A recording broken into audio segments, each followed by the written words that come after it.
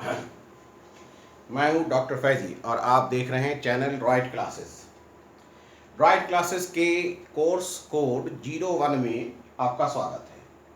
Chapter 01 यानी कि some basic concept of chemistry चल रहा है और वीडियो सीरीज VSTH 18 है। 17 आपने पढ़ चुके हैं, 17 आपके हो गए। VSTH 18 है। यहाँ हम लोग VSTH 17 में एवरेज एटॉमिक मास पढ़ लिया था, उसके फार्मूला वगैरह भी हम लोगों ने देख लिया था। एक क्वेश्चन भी बनाया था बोरोन के कॉन्टेक्स्ट में। अब आज उसी को आगे बढ़ा रहे हैं, है ना। आज एक क्वेश्चन हम आपको दे रहे हैं कि क्लोरीन है। क्लियर है? क्वेश्चन इस तरीके से है कि क्लोरीन है, क्लोरीन एटम, इसके दो आइसोटोप्स हैं। क्लोरीन के दो आइसोटोप्स हैं। एक आइसोटोप्स 75% है, 75% है, और दूसरा 25% है। जो 75% है आइसोटोप, जो 75% आइसोटोप हैं उनका एटॉमिक वेट 35 है, और जो 25% है उनका एटॉमिक वेट 37 है। ये 35 का है और ये 37 का है, ये 37 का है। आपको एवरेज एटॉमिक मास निकालना है, एवरेज एटॉमिक मास निकालना है। क्लियर है?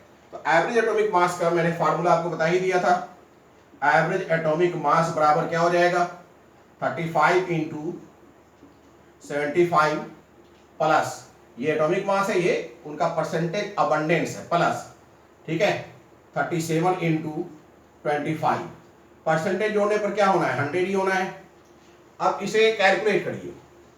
देखिए 75 को अगर हम 35 से कैलकुलेट करते हैं, 50 25 हाथ 2, 5 7 35, 2 37, 3 5 15 हाथ 1, 3 7 21, 1 22, 5 7 5 12 हाथ 1, 1 3 4 2 6, 2 6 2 5। कितना आ रहा है? 2 6 2 5 प्लस, अब 37 को 25 से गुना करिए। 37 को 25 से गुना करिए। 5 7 35 हाथ 3, 5 3 15 3 18, 5 7 35 हाथ 3, 5 3 15 3 18, 2 7 14 हाथ 1, 2 3 6 1 7, 5 8 4 12 हाथ 1 1 1 2 7 9, 925, 925 अपॉन 100। जाए इसको और सॉल्व करिए। मैं इसमें 925 जोड़ देता हूं। 5 5 10 होते 1 1 2 3 2 5, ठीक है, 9 6 15 आते 1 1 2 3, तो हो गया 3550 अपॉन 100। ये और ये कैंसिल, बराबर 35.5। ये एवरेज एटॉमिक मास निकला। ये क्या निकला? एवरेज एटॉमिक मास निकला। तो इस तरीके के क्वेश्चंस आपको मिल सकते हैं। ये है एवरेज एटॉमिक मास। बात समझ में आ रही है कि नहीं? अब इसी तरीके का आपको एक हाइपोथेटिकल क्वेश्चन देते हैं। एक क्वेश्चन लीजिए, एक क्वेश्चन हाइपोथेटिकल क्वेश्चन है, मिटा दे इसको। कोई एलिमेंट ए है, इसके 3 आइसोटोप्स हैं। अब तक जितने भी हम लोगों ने क्वेश्चन देखे, 2 क्वेश्चन देखा, दोनों क्वेश्चन में 2 ही आइसोटोप थे। एक हाइपोथेटिकल केस ले लें कि एक ए एलिमेंट है, एक ए एलिमेंट है, एलिमेंट ए है, इसके 3 आइसोटोप हैं। एलिमेंट ए है, इसके 3 आइसोटोप हैं। पहला है I1, दूसरे को कह लीजिए I2 आइसोटोप है, तीसरे को कह लीजिए I3। क्लियर है? एलिमेंट ए है, इनके 3 आइसोटोप्स हैं। बात समझ में आ रहा है? एक है I1, एक है I2 और एक है I3।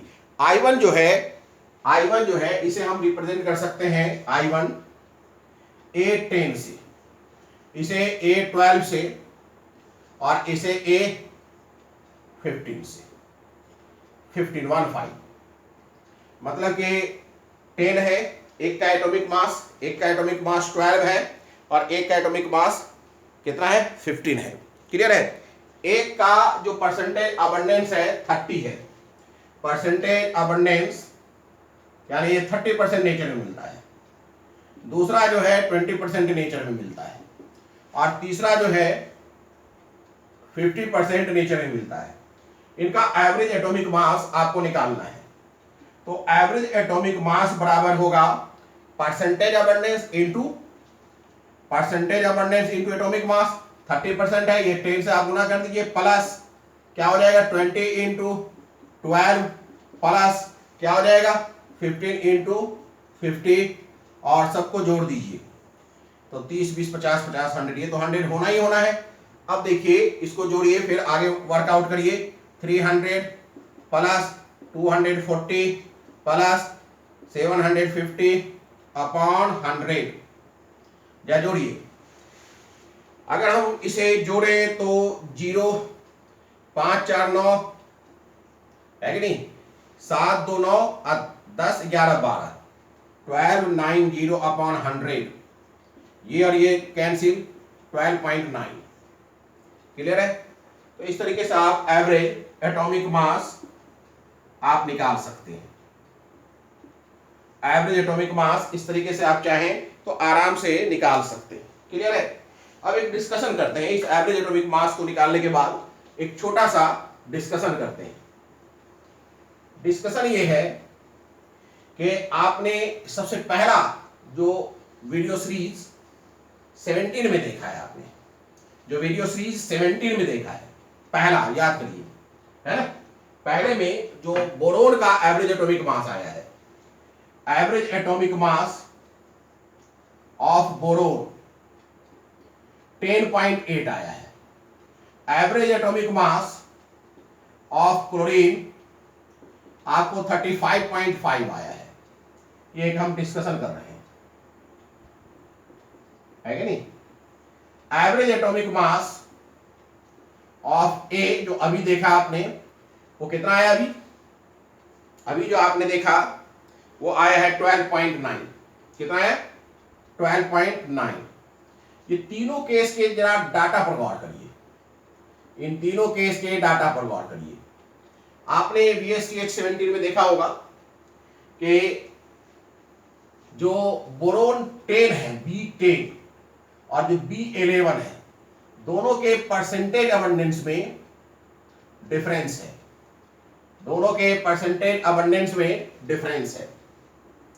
किनके परसेंटेज अबंडेंस में अबंडेंस ज्यादा है? इसमें अगर हम बात करें तो परसेंटेज अबंडेंस आप चेक करिए, परसेंटेज अबंडेंस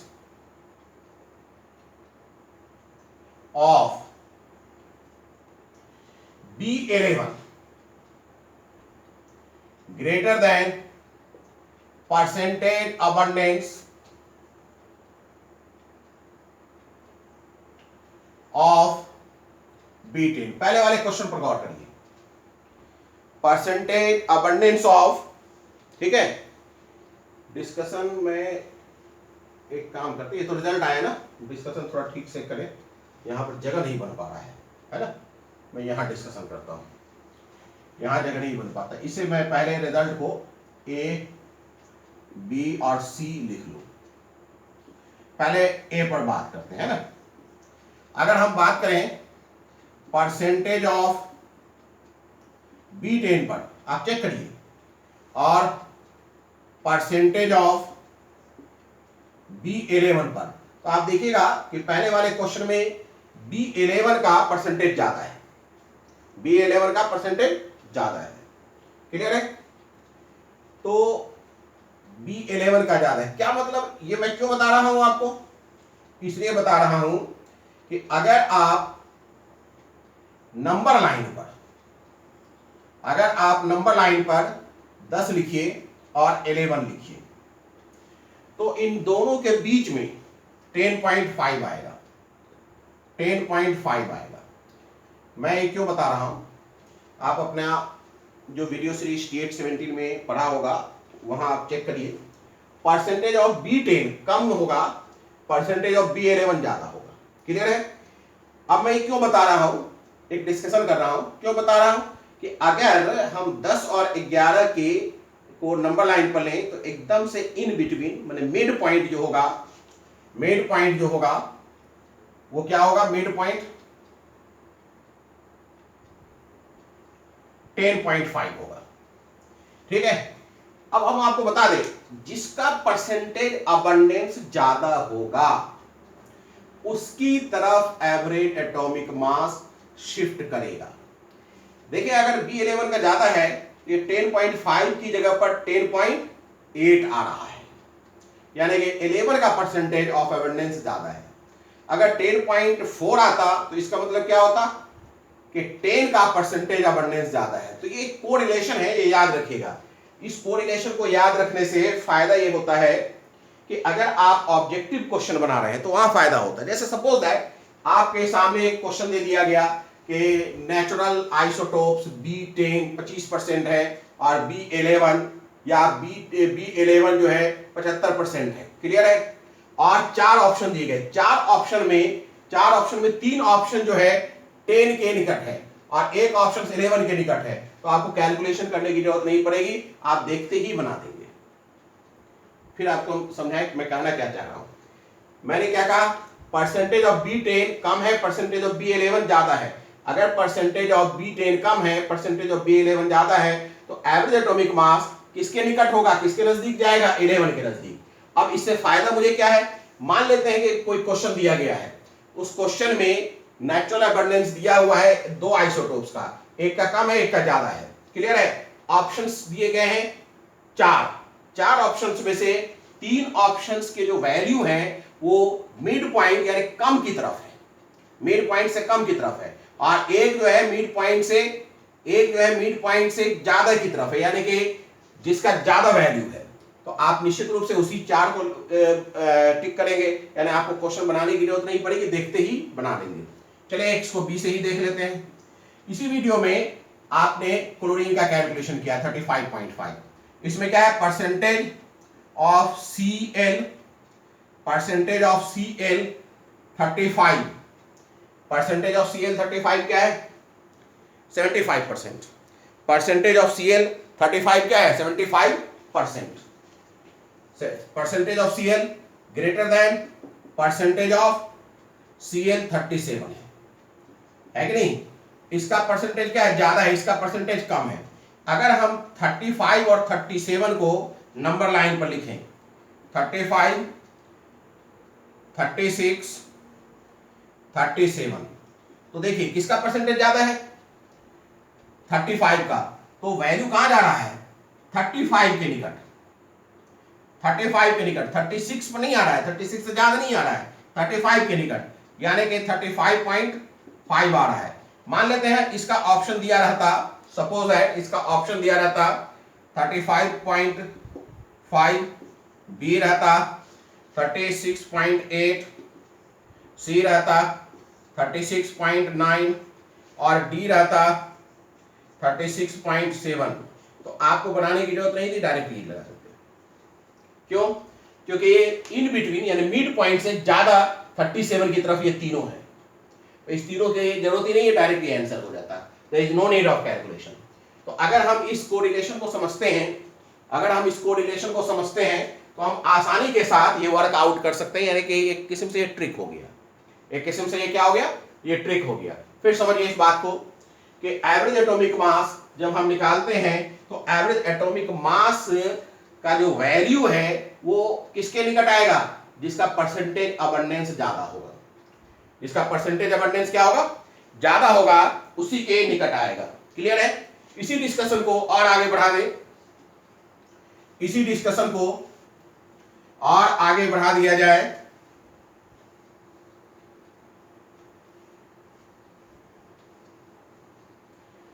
इसी डिस्कशन को और आगे हम बढ़ा दें।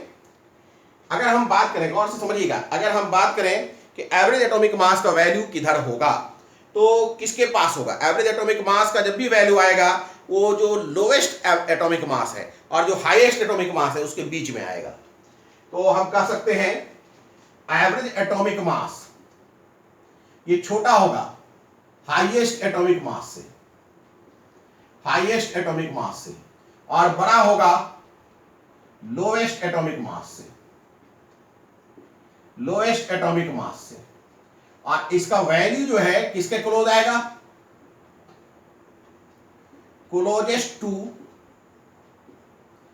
क्लोजेस्ट टू किसके, लोएस्ट और हाईएस्ट में किसके क्लोजेस्ट होगा बताइए, जिसका परसेंटेज अबंडेंस ज्यादा होगा। Closest to isotopes having high percentage, closest to isotopes having high percentage, having high percentage. जैसे एग्जांपल के रूप में अभी ए का ही देखिए, ए का क्या है भाई, ए के हमने कितने आइसोटोप्स लिए थे बताइए, 10 लिया था, 12 लिया था और 15 लिया था। ठीक है, 10, 11, 12 ये लिया था, ये लिया था, 13, 14 और 15 ये है। अब ये बताइए इसका परसेंटेज कितना था, 10 का, 12 का कितना था, 15 का कितना था। आप अपने क्वेश्चंस को देखिए, 10 का 15 का कितना था, 50 था, 10 का 30 था और 12 का 20 था। इसका 20%, इसका 30% और इसका 50%। ठीक है, तो हाईएस्ट ये है, लोएस्ट ये है। एटॉमिक मास किसका लोएस्ट है, ये तो परसेंटेज अबंडेंस की बात मैंने कर दी, ये लोएस्ट है और ये हाईएस्ट है कि नहीं। तो अब ये लोएस्ट और हाईएस्ट में से गौर से देखिएगा, एवरेज एटॉमिक मास लोएस्ट है, एटॉमिक मास हाईएस्ट है। तो एवरेज एटॉमिक मास किसके क्लोज होगा, जिसका परसेंटेज अबंडेंस ज्यादा है।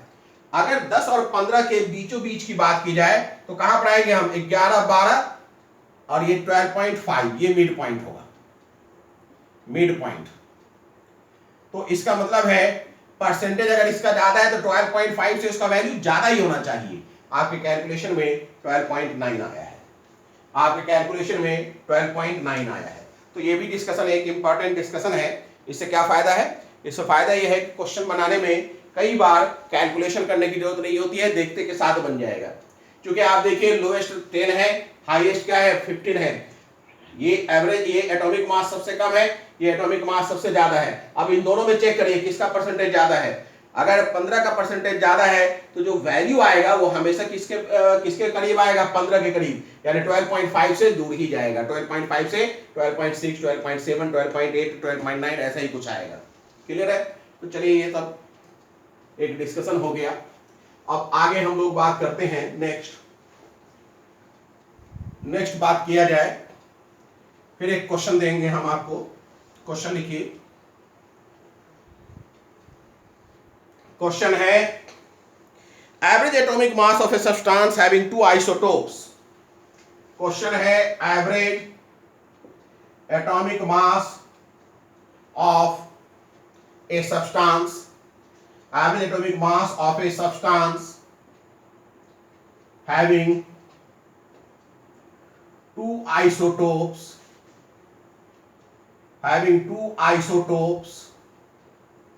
average atomic mass of a substance having two isotopes, एक सब्सटेंस उसके दो आइसोटोप्स हैं।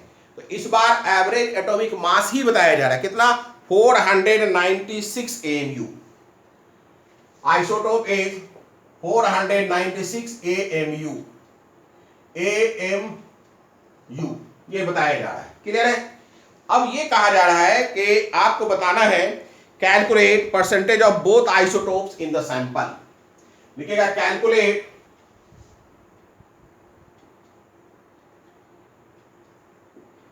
परसेंटेज ऑफ बोथ आइसोटोप्स,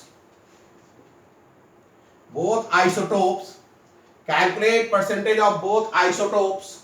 ठीक है,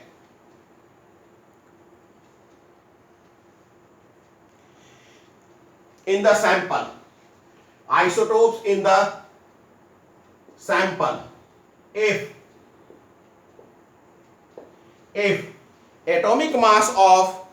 if atomic mass of isotope is, if atomic mass of isotope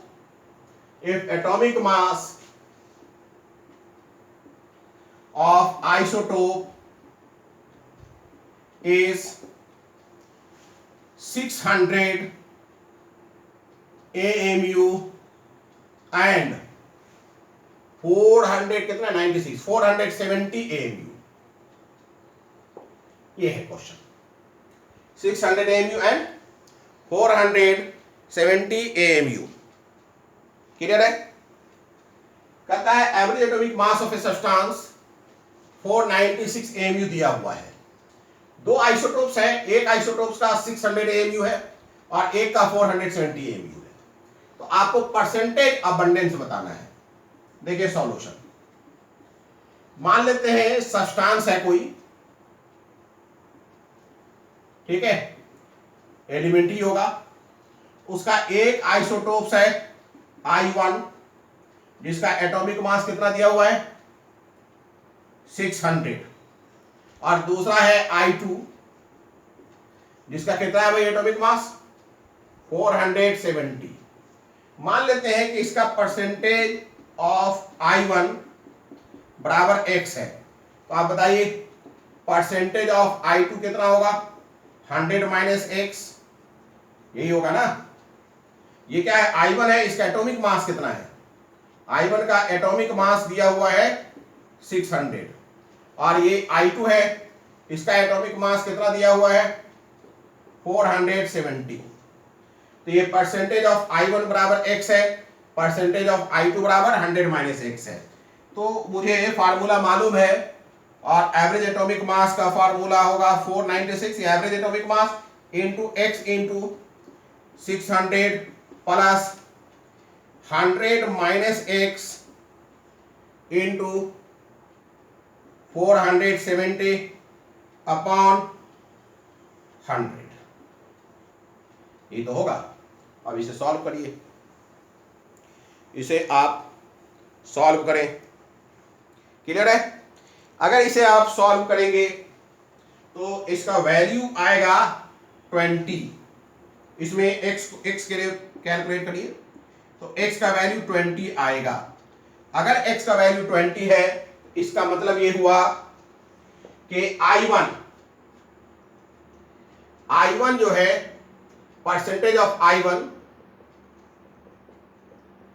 20 हो गया, परसेंटेज ऑफ I2 80 हो गया। परसेंटेज ऑफ I1 20 हो गया, परसेंटेज ऑफ I2 क्या हो जाएगा भाई 80 हो जाएगा। लेकिन अब यहां पर रुक करके देखिए, जब ये एग्जामिनेशन में क्वेश्चन आएगा तो आपको एक कैलकुलेशन जो कर रहे हैं वो काफी बड़ा कैलकुलेशन हो जा रहा है, काफी बड़ा कैलकुलेशन हो जा रहा है। तो इस कैलकुलेशन को करके आप निकाल तो सकते ही हैं, लेकिन एक शॉर्ट ट्रिक भी है या आप कहिए कि एक शॉर्ट फार्मूला भी है, उसका भी आप इस्तेमाल कर सकते हैं। शॉर्ट ट्रिक है, शॉर्ट फार्मूला है, उसका भी इस्तेमाल कर सकते हैं। तो आप लिख लीजिए शॉर्ट ट्रिक, एक शॉर्ट फार्मूला है, उसका भी आप इस्तेमाल कर सकते हैं।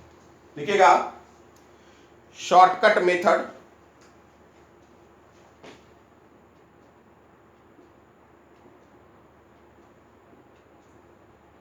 देखिए समझिए इस चीज को, जिसका आपको परसेंटेज ऑफ I निकालना है, मान लेते I1 निकालना है, दो है ना I1 I2 दो है, कोई दो तीन कुछ भी है, दो परसेंटेज ऑफ I1 निकालना है। क्लियर है ना? तो आपको क्या करना होगा, एवरेज एटॉमिक मास जो दिया हुआ है एवरेज एटॉमिक मास माइनस I2 करना होगा। एवरेज एटॉमिक मास और I2 का डिफरेंस निकालना है। एवरेज एटॉमिक मास और किसका डिफरेंस निकालना है, I2 का डिफरेंस निकालना, लेकिन ये डिफरेंस का मोड लेना है, पॉजिटिव नेगेटिव से मतलब नहीं है। अगर ये नेगेटिव में आ रहा है तो भी इसका वैल्यू पॉजिटिव ही लेंगे, इसलिए हमने मोड लिखा है ना। एवरेज एटॉमिक मास माइनस I2 मतलब ये एटॉमिक मास ऑफ I2 मतलब क्या है एटॉमिक मास ऑफ I2। तो इसे आप ऐसे लिख लीजिए, अच्छा रहेगा, atomic mass of I2 mod upon, ठीक है। अब क्या करेंगे, वो जो I1 और I2 है यानी दो आइसोटोप्स जो हैं उनके एटॉमिक मास का डिफरेंस ले लेंगे, उसका भी मॉड ले लेंगे। AI1 माइनस AI2 बड़ा छोटा से कोई मतलब नहीं, इंटू 100 परसेंटेज निकल जाएगा। अब ऐसे यही देखिए अगर मुझे परसेंटेज ऑफ I1 यानी 600 का निकालना है, 600 AU वाले का निकालना है, तो एवरेज एटॉमिक मास क्या है? 496 था ना, माइनस, ठीक है, I2 का, I2 क्या हो जाएगा? 470 का मॉड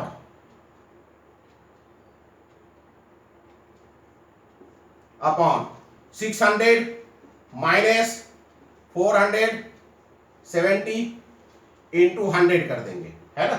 या कैलकुलेट करके देखिए कितना हो जाएगा।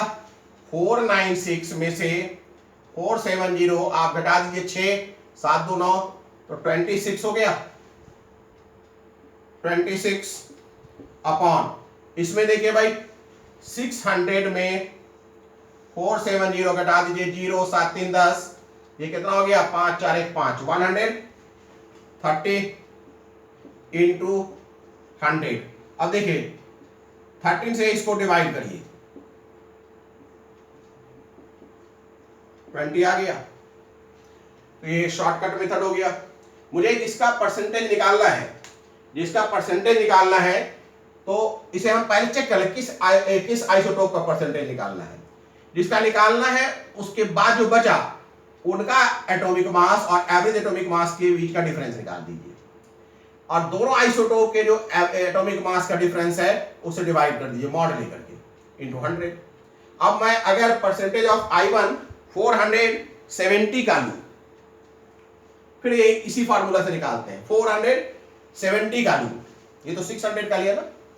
अगर मैं परसेंटेज ऑफ I2 यहां हमारा क्या है? 470 वाला, तो क्या हो जाएगा? एवरेज एटॉमिक मास 496 माइनस 600 है कि नहीं, अपॉन, हमने मॉड ले लिया, अपॉन 470 माइनस 600 इंटू 100। इसमें कोई दिक्कत नहीं है, सिर्फ डिफरेंस निकालना, मॉड करना। पहले किसको घटा रहे किसको नहीं घटा रहे उससे कोई मतलब लेना देना नहीं है, ठीक है। तो आप चेक करिए, 496 और 600 का डिफरेंस निकालिए, 6 4 10 9 9 9 0 है कि नहीं, ये 5 4 1 5, तो क्या हो गया? 104 अपॉन, इसे देखिए 470 में 30 जोड़ेंगे, क्या हो जाएगा? 500 और 100, 130 इंटू 100। क्लियर है? 13 से कैलकुलेट करिए, ये 10 और ये काटिए, 80%, 80 आ गया। तो इस तरीके से भी आप कैलकुलेट कर सकते हैं, इस तरीके से भी आप आराम से कैलकुलेट कर सकते हैं। बात समझ में आ रही है कि नहीं? क्लियर है? अब इसके बाद हम लोग नेक्स्ट क्वेश्चन देखते हैं। नेक्स्ट क्वेश्चन क्या, मतलब कि इसी तरीके के क्वेश्चंस आएंगे। अब इसके बाद हम लोग नेक्स्ट टॉपिक देखते हैं, है ना। क्वेश्चन बहुत करा दिया। नेक्स्ट टॉपिक है average molar mass, average molar mass. Next topic है एवरेज मोलर मास। क्या है? Average molar mass, AMM, average molar mass.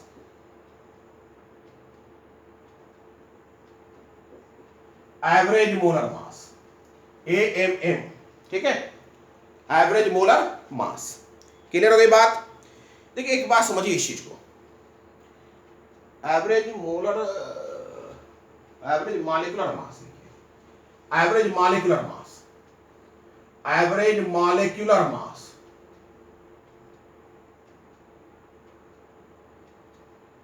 है कि नहीं। अब समझिए इस चीज को, इसका क्या मतलब है।